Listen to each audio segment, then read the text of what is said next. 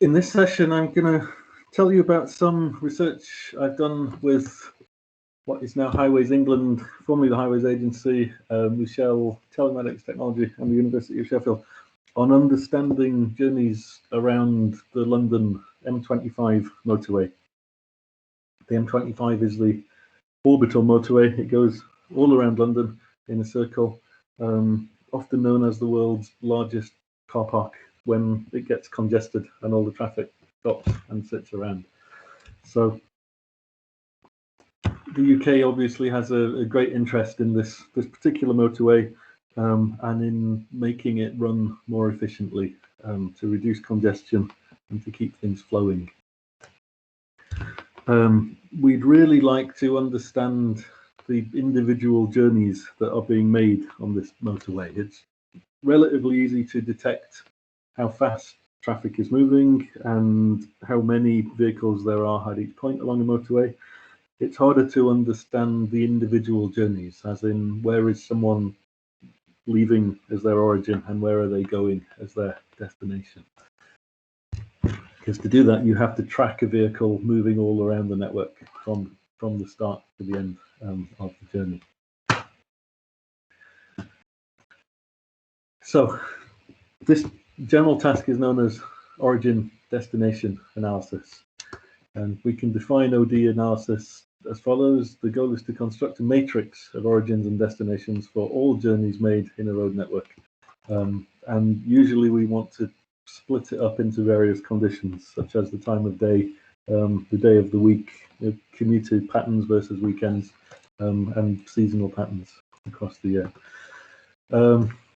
We want to do this in order to optimize the national highway system. Ultimately, we want to get people efficiently from A to B, and to do that, we really need to know where A and B actually are. So before we did this work, it was not clear what journeys were actually being made. We could only see the amount of traffic along the network rather than where it's coming from and where it's going.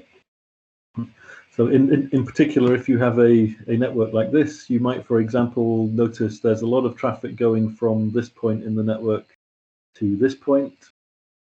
If you notice something like that, and you notice that that's causing congestion along the main orbital motorway, that tells you you could go and do something about it. You might create a new transport link directly from A to B. You might build a new road between those sites that takes traffic off the motorway. You might build a new railway line, or you might just try and improve whatever resources already connect A and B. You might find there's already a rural train line, but it's slow and inefficient, and you want to go and throw money at it to take traffic off the motorway by shifting it to replace that OD route.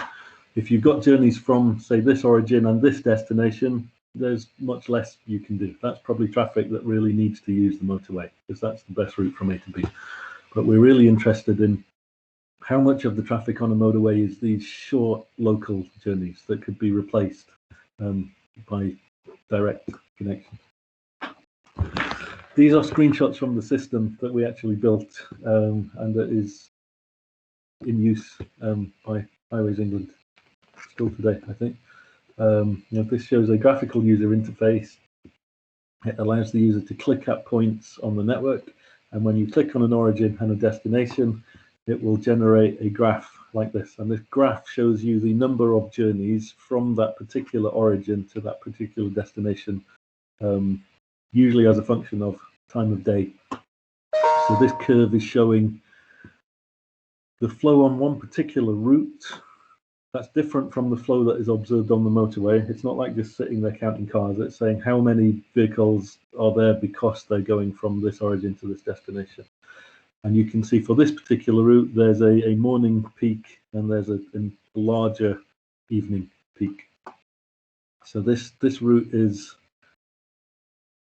probably a route from a large place to a small place, because there are more people taking this route in the evening. There's more people going home in the evening than anti-commuting in the opposite direction. Why are there two lines shown here? I'll talk about that later. Roughly our work here is about starting with data that's available but is very noisy down here. And we've used probabilistic methods to correct this data and create a better estimate, which is shown above it. And we think this is a more realistic estimate of the number of actual journeys, even if they're not being observed directly.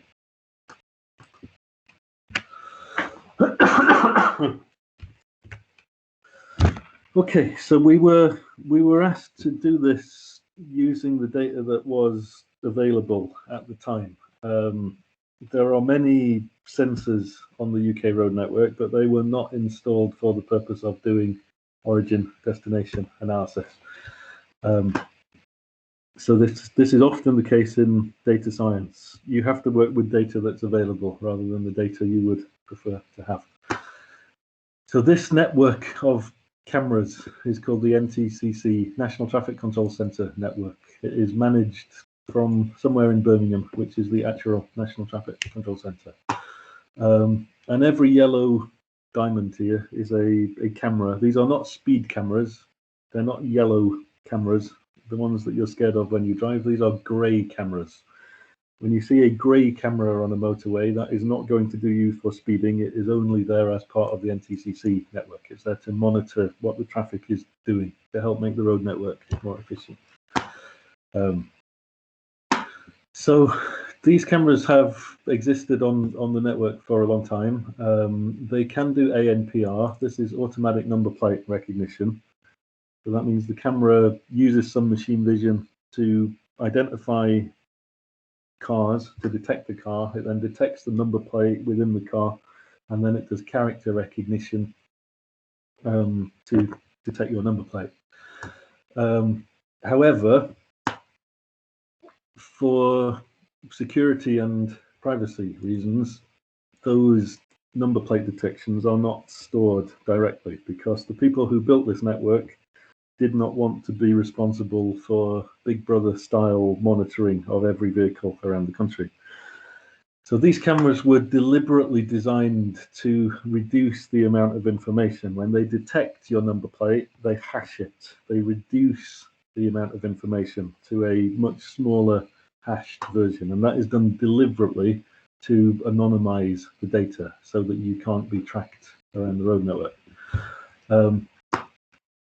There are other processors in this ANPR system. Some characters will tend to merge together. So the letter I and the number 1, for example, or the letter O and the number 0 will tend to be seen as the same characters by a machine vision system. And importantly, this network was designed primarily for these purposes, for measuring congestion, accidents, maintenance, providing general information on road usage, not for OD analysis. And so it was also decided to not put cameras over every lane. Many of these sites are dual carriageways or multiple carriageways on a motorway, but they don't have a camera on every lane. They might only have one camera or maybe 2 cameras. So they're sampling the lanes to give an indication of overall traffic level. So this makes OD analysis quite challenging because there's a lot of missing data. Some of this data has been deliberately obscured for privacy reasons. Other data is just missing because nobody needed to collect it in the first place. We also had access to what are called MIDAS induction loop sensors. So these, you may have seen them, these look like wires wrapped in rubber that are laid across a road. And every time you drive over them, it counts that a vehicle has passed that point. So if you've ever seen them, they usually come as a pair of wires, and they make your car go bump bump when you drive over them. That means your car's being counted in an induction loop survey. So these sensors can very accurately measure the flow of traffic. They can say how many vehicles have passed one point at a time, but they don't give you any information about who that vehicle is. So that's very different from the ANPR number plate recognition system that at least initially identifies the particular vehicle. This induction system is only measuring the overall flow of the traffic.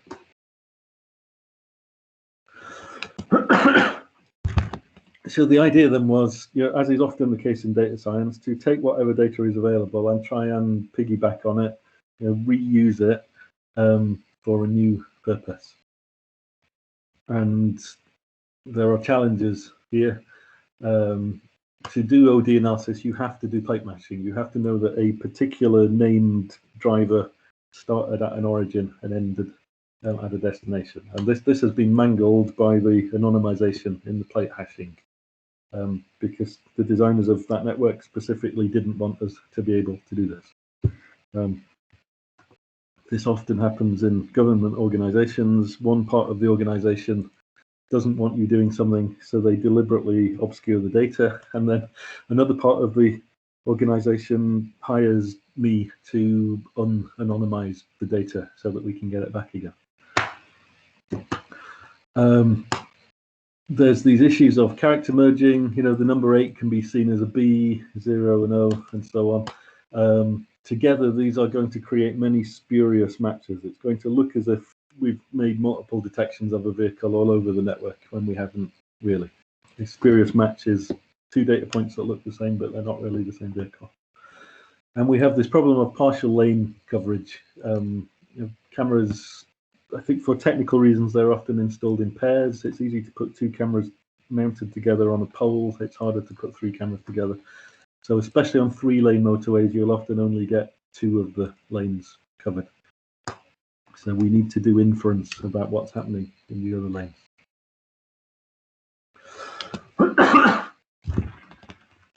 This is what the NTCC bulk data actually looks like.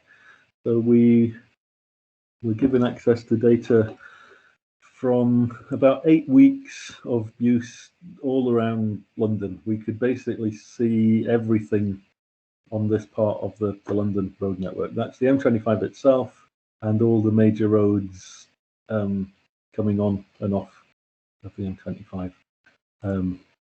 We defined 108 unique origin destination routes, mostly from towns to towns that are close to the network.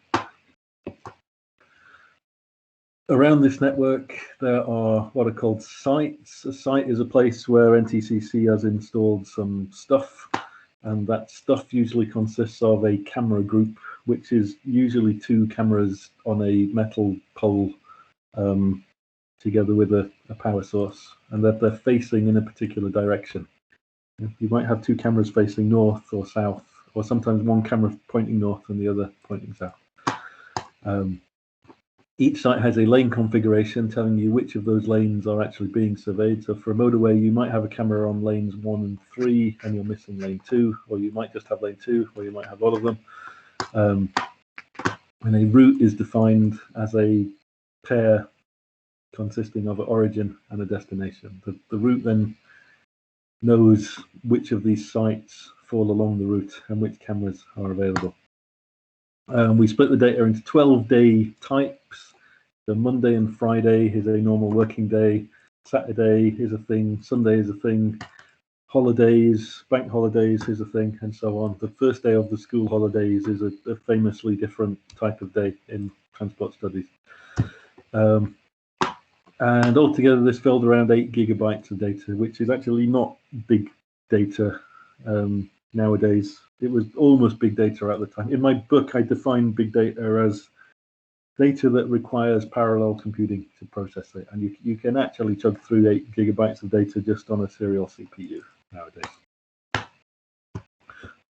But to do that, you still have to be pretty clever with your database design. You're going to need to think very carefully about indexing and clustered indexing. And in particular, we got this data and it was running very slowly. We made it run about 1,000 times faster by doing simple SQL database hacks, such as introducing redundancy. In database class, they'll always tell you to normalize your data and have no redundancy, because that's very academically nice, but it makes your system run very slowly. But if you do that and then put some of the redundancy back in carefully selected places, you can make things go very, very fast, as in 1,000 times faster.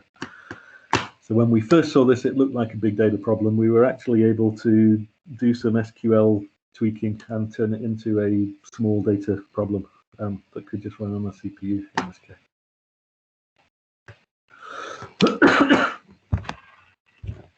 When we start plotting data for routes, we saw figures like this. This is the number of apparent journeys from A to B over time, where A and B are two towns near the M25.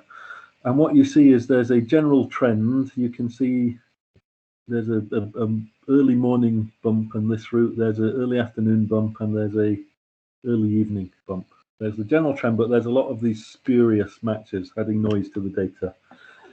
So these spurious matches come if you've got two cars that don't have the same number plate, but they appear to be the same number plate because the anonymization system has kicked in, and it's given them both the same hash value deliberately. So what we needed to do here is effectively unhash those values to de-anonymize the data and recover the unique identity of the vehicle. And we can make a start at doing that by looking at the prior information coming from this temporal profile. You can see by eye that if a journey has actually fallen along this trend curve, it's probably a real journey. But if it's fallen out of the curve in one of these spurious matches, then it's probably arisen due to that hashing process.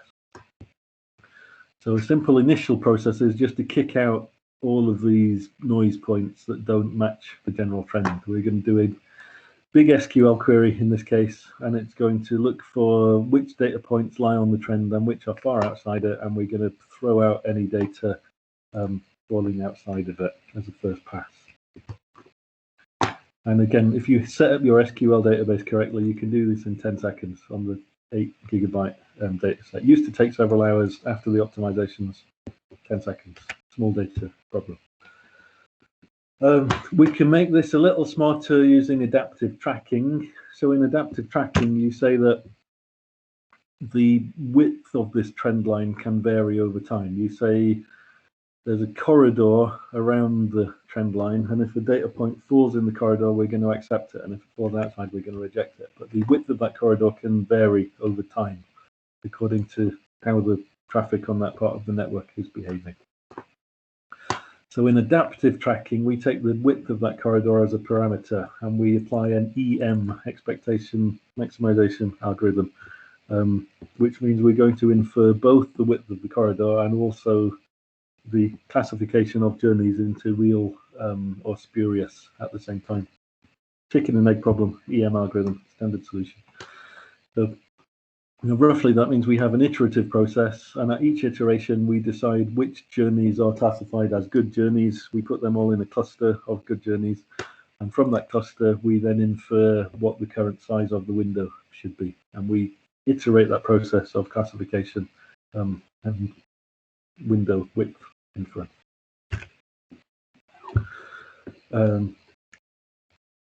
This is not perfect. There are unusual cases. Cameras may break, lanes may be closed, traffic accidents occur. So there's a few heuristics that go in here as well. We put in various common sense constraints. You can't have a vehicle detected in Guildford, Surrey, at 10 o'clock and then detected somewhere on the other east side of London 2 minutes later, because we know that it takes time for a vehicle to travel around.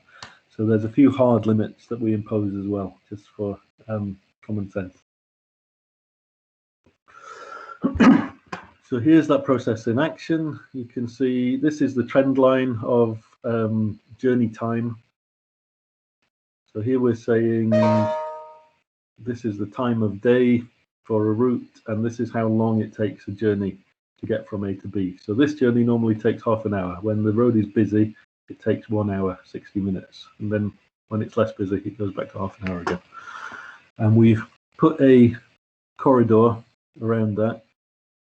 And we're going to say any journey landing inside that corridor is a real journey. Anything landing outside is a spurious journey. And the EM algorithm is continually adapting the width of the corridor and classifying journeys at the same time. Sometimes adaptive tracking can go wrong, and you need methods to detect loss of tracking. Any tracking algorithm can suffer from lostness.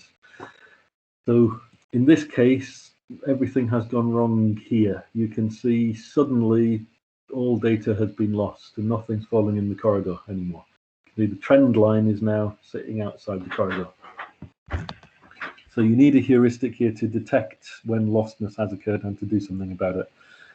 So roughly we say, if everything was looking great and suddenly no journeys fall in the corridor anymore, we say if the level falls below 10% of the median, then we trigger a different process that says the tracker has gone wrong and needs to be reset. And at this point, we will just reset the width of the corridor to a default value, and then start running the EM algorithm all over again. And this works very nicely. For example, here's the case we just saw where tracking was lost. When we turn on lostness detection, you can now see the system realizes something's gone wrong and temporarily it opens the window. It makes the window very wide for a short period of time. That enables the journeys to be detected again. And then the inference algorithm kicks in properly and the window comes back to the width that it's actually supposed to be shortly afterwards.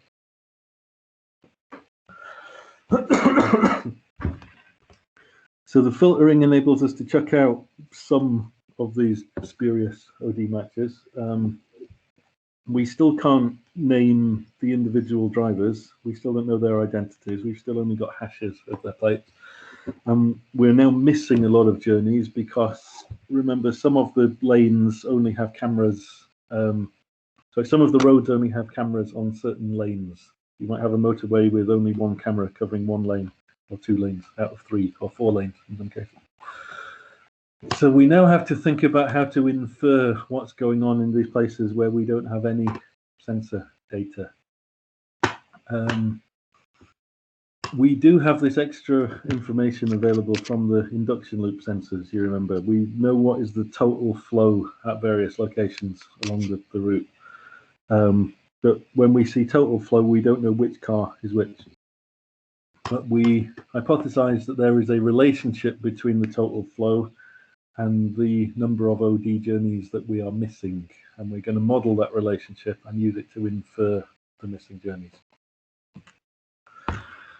So to do this, we had to actually break the encryption on the cameras. At this point, we really do need to know the identities of individual drivers, as in we need to know their actual number plates. And this had been deliberately anonymized in the data we were given. So we have to break that anonymization. We have to unanonymize the data. And this is a similar process to World War II code breaking, right? A common way to break German U-boat codes was to go out into the real world and arrange for something to happen and collect some extra data as a result, and then use the data you've collected to decrypt everything else that you had access to. So we're going to take the same idea, but we're going to do it with Volvos rather than U-boats. We're going to go out and we're going to set up our own cameras on a small part of the M25 motorway for a few days, and we're going to collect just enough information to help us unanonymize everything else in the big data collection. So this involved actually going to the motorway and putting up some new poles and some new cameras to collect this. In my book, I call this artisan boutique small data. Okay, this is the opposite of big data. It's a small data set that we, the data scientists, have collected ourselves, and it's there for a very targeted purpose. It's there to help us unlock the big data and to unanonymize everything. So to do this, we picked 12 routes. We picked our own cameras supplied by telematics, and we ran for 2 days. Going to motorway bridges, putting these things, looking down at the lanes. This is the camera we used, supplied by telematics. You might see some of these on the roads today. They have a very distinctive curved shape. And remember, don't be scared of these. These are not monitoring you for speeding offences. These are here for data analytics. They run Linux inside. They have MySQL database. They have ANPR. They have a lot of FPGA to make things go fast. They have comms. They also have hardened USB sticks so that you can pull out the USB stick once a month and grab all your data manually if you don't want to do it with networking. So here's one of our own cameras hanging over one of the roads of interest. Here's an example image from that camera.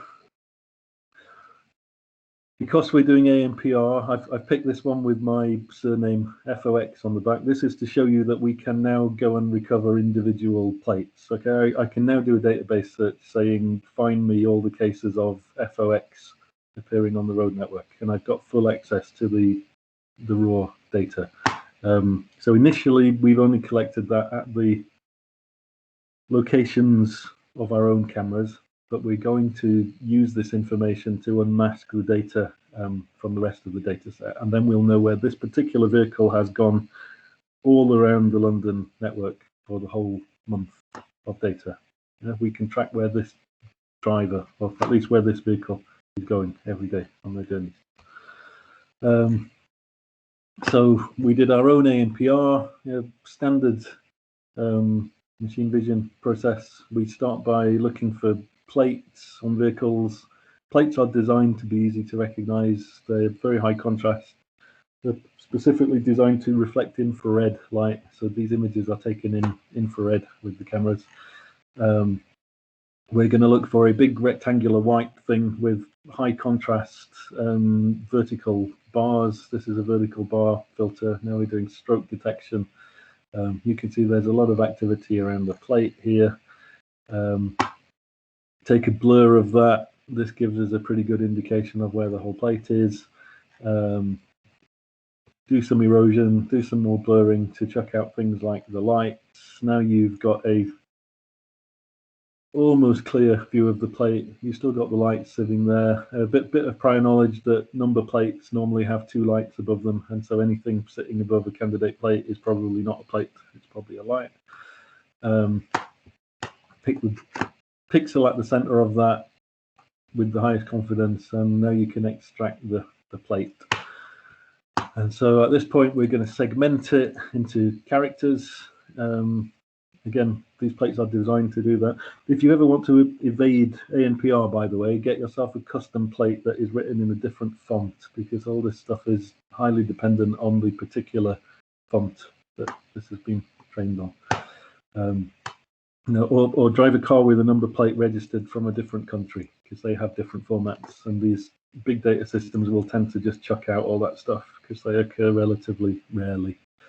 There's a bit of prior knowledge. There is a grammar of UK number plates. Not every combination of letters and numbers is allowed. So if you know what that grammar is, that enables you to correct some of these character mergings. So we've previously seen problems with 8 and B getting recognized together, but if you know that there's always got to be 2 letters and 2 numbers, you can use that to disambiguate the number 8 from the letter B. All of this goes into a MySQL database, sat on one of those sticks in our cameras, and we can go and pick them up later to collect our boutique artisan small data set. So what we actually use this for is making inferences about this. What ratio of journeys for each type of route are detected by the NTCC matching? So here is a type of route. This is a route going from a motorway to a dual carriageway. And in this type of route, the origin has cameras only on lane 1 and 3 in the NTCC data, and there's no camera on lane 2. That is missing. And at the destination, it's a dual carriageway, so there are 2 lanes. And at this type of destination, there's a camera in lane 2, and we're missing all the data from lane 1. So together, this defines a particular scenario. It's a particular type of route where we've got lanes 1 and 3 at the origin and only lane 2 at the destination. Algorithm running on NTCC data will give us some estimate of how many journeys have occurred. Those are the ones we can actually see at that start and that end, but we want to know, how do we adjust that estimate to account for all the journeys that started in lane 2 and or finished in lane 1. that the NTCC cameras didn't pick up. This is complicated because it's a very human process. Okay, the way that human drivers behave on multi-lane roads is very psychological and very human. You know, when do people move from lane 1 to 2? When do they go from 2 to 3? You know, there are middle lane hogs, are a well-known type of driver. There are aggressive BMW drivers who are effectively lane 3 hogs. There are trucks and old grandmas who prefer to be in lane 1. You know, you can't model all those psychological processes directly, so we have to be statistical about it instead. We have to just say, in aggregate, how many of the journeys do we tend to actually pick up in a configuration, and how many did we miss? So we need the ground truth to do this. Okay, we can look at the NTCC data to say how many did that approximation system pick up, but we then need to know how many origin destination journeys really took place along that route. And this is where we take the data that we've collected ourselves. Here we've put our own cameras on these routes. We've got the actual number plate identities of those vehicles. And this was all before the GDPR regulations came in, by the way.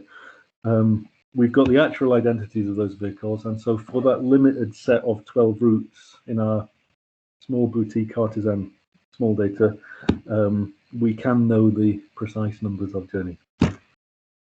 And by comparing that with the journeys estimated from the NTCC data, we can then figure out what percentage of the ground truth the simpler algorithm is actually able to get. And from that, we can correct it to make better estimates. Remember, we also have access to this induction loop MIDAS data, and we can hypothesize that the function relating this detection rate to this detection rate may be a function of the overall traffic flow. So we can condition our model on the data from the MIDAS induction loop sensors.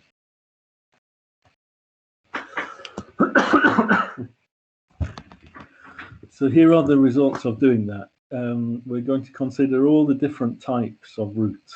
So this is a simple route where you have a camera in lane 1 at the origin and a camera in lane 1 at the destination. The underlying route actually has 2 lanes at the origin and 2 lanes at the destination. So we're only sensing half of the data with the NTCC cameras available. This is another case. In this case, we have a camera in lane 2 at the origin and cameras in both lanes at the destination. We've got every combination. Right here, we've got a camera in lane 2 at the origin and a camera in lane 2 at the destination.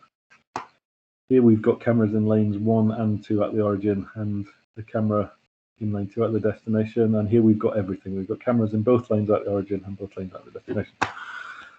So what the graphs show you is what we call the match ratio. This is what we want to know, and it tells us what percentage of actual origin destination routes get picked up by the NTCC cameras in that limited configuration.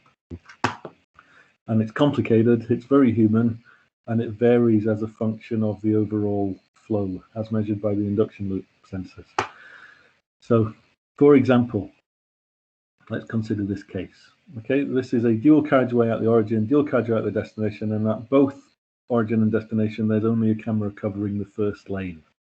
And what you see is that as the overall flow increases, the percentage of traffic that we successfully detect is decreasing over time.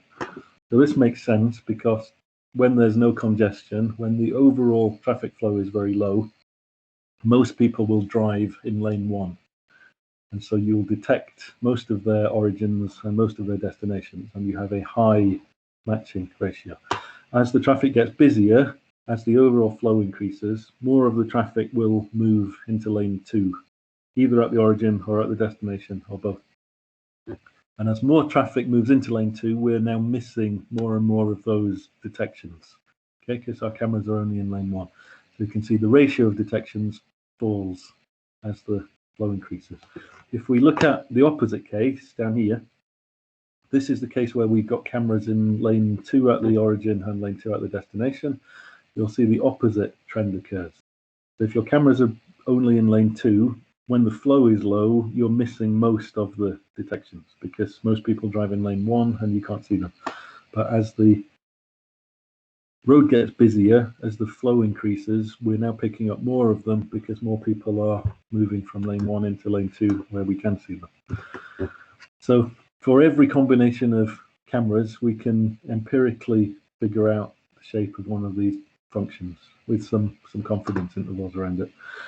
And you notice these are not simple linear functions. The confidence intervals tell us we really believe the function is somewhere in these corridors, and we can see we're confident that they're not just linear functions. Now, this is because humans are complicated psychological beings, and the way they drive and the way they move between lanes is complicated.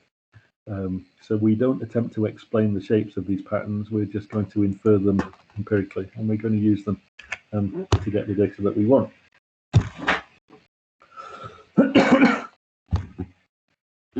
Okay, so here we've got some more examples. In this case, these are for motorways. This is where you've now got 3 lanes, and you can have many configurations of cameras. So for example, here we've got cameras in lanes 1, 2, and 3 at the origin, and we've only got cameras in lanes 1 and 2 at the destination. Once again, we study the overall flow of traffic, how busy is the road, and we work out what is the ratio of journeys that were actually successfully detected by this camera configuration. You can see in some cases our confidence interval gets very wide. This means we don't really know what the ratio is. This happens when there isn't much data. So you can see for this route, it's very unusual for the route to be at a low traffic flow. So this is 10 vehicles per hour. It's very low for this road ever to drop below 10 vehicles per hour. So in this region, we just don't know what the ratio is because we don't have enough data. But our confidence intervals tell us that we don't know. They tell us that this is a known unknown. So usually this happens at very low flows and then at very high flows. There's always some limit where you just don't have data of, in this case, you don't have any more than 70 vehicles per hour. So you just don't know what the ratio would be in this case.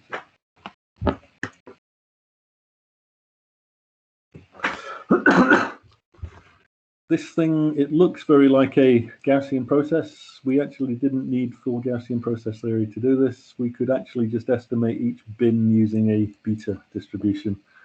Gaussian process would also give you temporal correlations. We don't use those. We just say each bin is independent of each other.